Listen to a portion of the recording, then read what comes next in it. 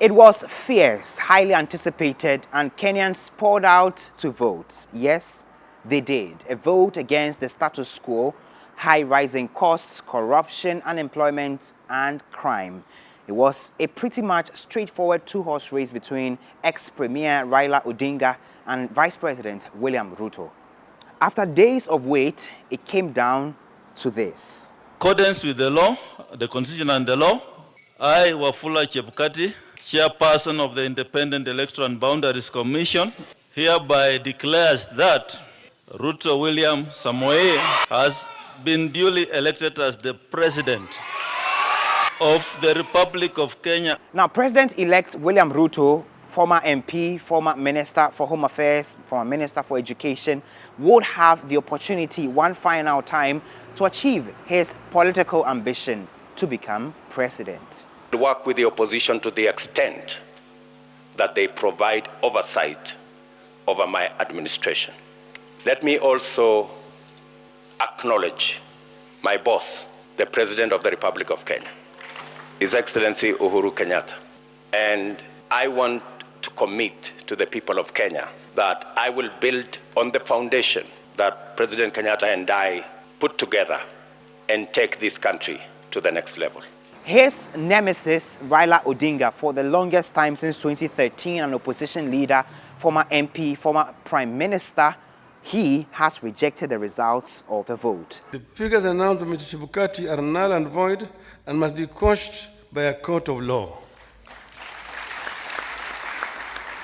In our view, there is neither a legally and validly declared winner nor a president-elect.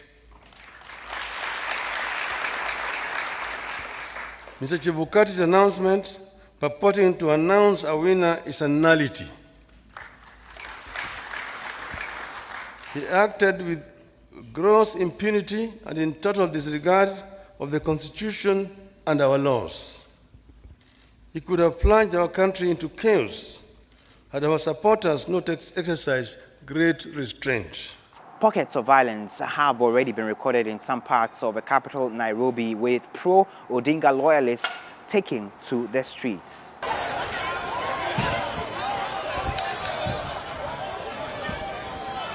Kenya's constitution provides the petitioner in any electoral process files a petition with the Supreme Court within 7 days.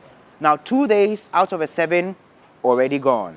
The Constitution further provides that the Supreme Court determines the election petition within 14 days of the filing of the lawsuit. But Kenya's High Commissioner to Ghana, Elifas Barinye, is worried about the close timelines the Constitution provides for dealing with an electoral matter such as this.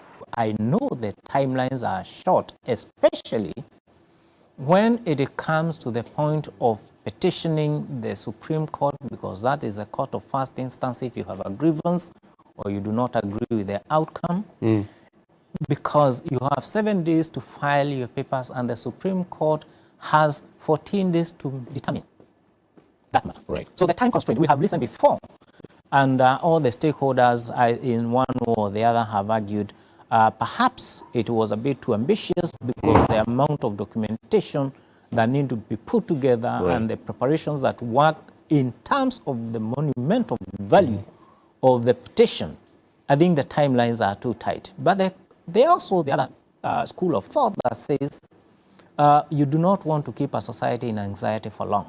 Now, when confronted with an election petition, the courts have 3 alternatives in Kenya. I'll run through these alternatives. Now, if a court finds sufficient grounds to challenge the legality of the electoral process, it can invalidate the process and order a rerun within 60 days. Or it can criticize the results and declare that there were insufficient grounds to declare a rerun of a process. And of course, it can uphold the process if it finds that the election or the electoral process was done in accordance with the country's constitution. Now, to reach a decision, which is the 3 alternatives that we have spoken about, the court may require a review of all the ballots, including a recount. We remember in 2017, the court invalidated the election of Uhuru Kenyatta because it found widespread irregularities in the electoral process at the time.